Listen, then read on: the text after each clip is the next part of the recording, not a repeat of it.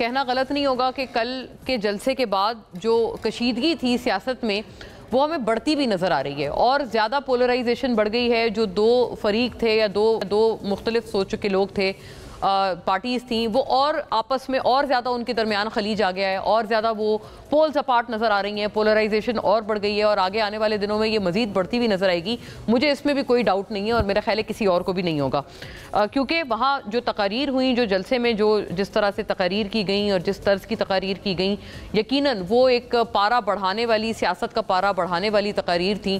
फिर उसी का जवाब जो है वो हुकूमती भी जो गुजरा है वो भी पीछे नहीं रहे, चाहे वो पंजाब की हुकूमत की तरफ से रद्द अमल हो या फिर वफाकी हुकूमत की तरफ से रद्द अमल हो। अभी भी एज वी स्पीक चल रहा था कि वो लोग भी बता रहे हैं कि किस तरह से पूरी PTI जो है वो मुल्क दुश्मन एक पूरी जमात जो है वो बन चुकी है। दूसरी तरफ बांग्लादेश की भी मिसालें कल जो हैं वो दी गई हैं।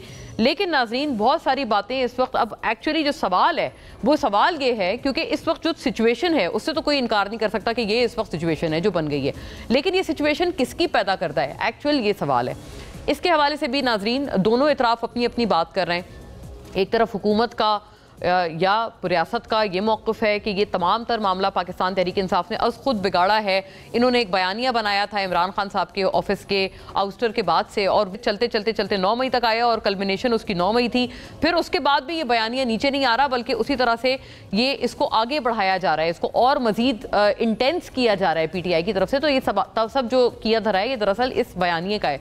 दूसरी तरफ PTI का भी नाज़रीन उनका ये कहना है कि ये तमाम तर हमारे ऊपर जो कदगनें लगी, हमारे ऊपर जो जबर ढाया गया या जुल्म ढाया गया, उसकी वजह से वो कहते हैं हमारा मैंडेट भी चोरी किया गया, हमारे ऊपर एक दास्तान है जो कि गोया रकम की गई ज्यादतियों की। तो लिहाजा ये इसकी वजह से ये एक नेचुरल रद्द अमल है जो कि आएगा ही।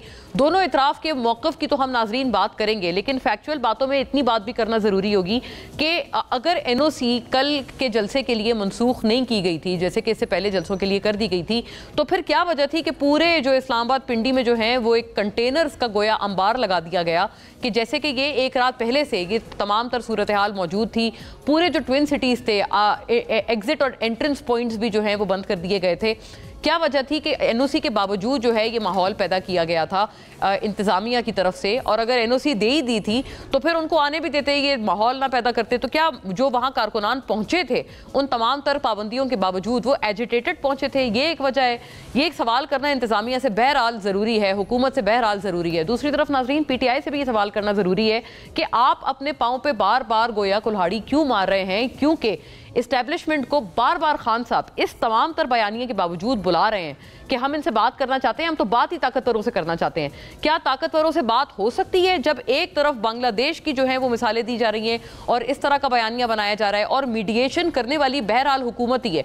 हुकूमत पे और जिस तरह की जबान वो कह रहे हैं हुकूमत वाले के हमारे खिलाफ इस्तेमाल की जा रही है, क्या इन तमाम तर एतराज़ात के बावजूद और इतने हाइटेंड टेम्परेचर्स के बाद हुकूमत क्या मीडिएट करेगी PTI से, between PTI and the establishment? ये सवाल बहरहाल PTI से भी करना ज़रूरी है। फौरी तौर पे अपने मोअज़्ज़ज़ मेहमानों करती हूँ, लेकिन बहरहाल नाज़रीन कुछ चीज़ें हैं जलसे की तारीख़ को लेकर कि यहाँ पर कितनी दफ़ा जलसा प्लान हुआ इस्लामाबाद में और फिर ना हो पाया। 5वीं दफ़ा नाज़रीन ये तमाम तर इफ्स एंड बट्स के बाद आखिरकार PTI का जलसा हुआ। 5 दफ़ा नाज़रीन जलसा मनसूख करने के बाद आखिरकार PTI ने इस्लामाबाद में जलसा कर लिया। इन अहवाल से नुकात देखते चलिएगा। 8 फरवरी के इलेक्शन के बाद PTI की जानिब से जलसे के लिए 30 मार्च की तारीख ऐलान किया गया, ताहम इस्लामाबाद इंतज़ामिया ने जलसे की इजाज़त देने से इनकार कर दिया और जलसा मनसूख हो गया।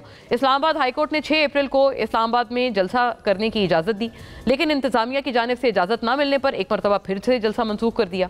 PTI ने 8 जून को F9 पार्क में जलसा करने की इजाज़त तलब की और इस्लामाबाद इंतज़ामिया ने 39 मुख्तलिफ शराइत के साथ PTI को जो है वो जलसा करने की इजाज़त दे दी, और PTI ने रवात के मकाम जलसे के लिए मौजू ना होने के बायस ये जलसा भी मुलतवी कर दिया।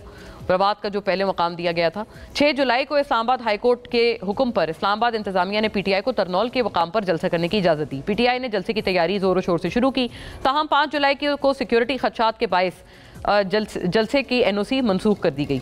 जलसे के लिए चौथी दफ़ा PTI की जानिब से 22 अगस्त की तारीख का ऐलान किया गया, लेकिन अडियाला जेल में बानी PTI से मुलाकात करने के बाद आज़म स्वाति और चेयरमैन बैरिस्टर गौहर जलसा मुलतवी करने का उन्होंने ऐलान कर दिया।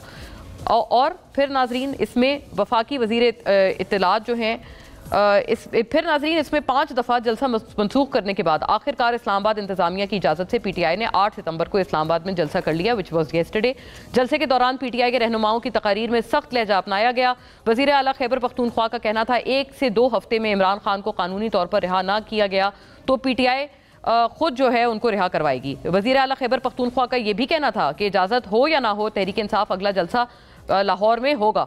PTI के चेयरमैन बैरिस्टर गौहर खान ने खिताब में कहा कि माइनस बानी PTI की सियासत कामयाब नहीं होगी।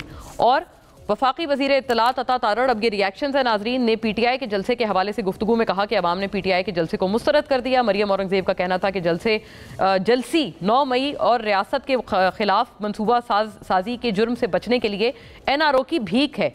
और नाजरीन अपोजिशन लीडर उमर अयूब और बैरिस्टर गौहर ने अली अमीन गंडापुर के रिमार्क्स के ऊपर जो सहाफ़ियों से मुताल्लिक़ उन्होंने किए थे उस पर गैर मशरूत माफ़ी भी मांग ली। ये भी अभी ताज़ा तरीन इस पर इतला है।